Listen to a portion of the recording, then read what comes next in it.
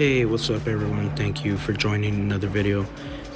Here I'm going to show you how I got my home charger installed.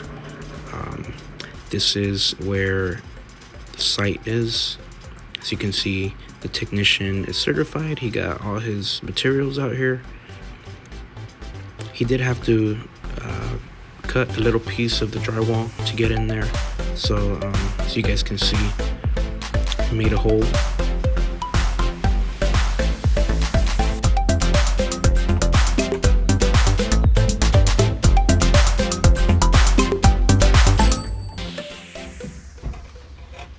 It's really important you get a certified technician to do this type of job. Luckily, my brother-in-law knew this guy, so that's how I was able to have him come out here. Here, this is where the charger is going to be.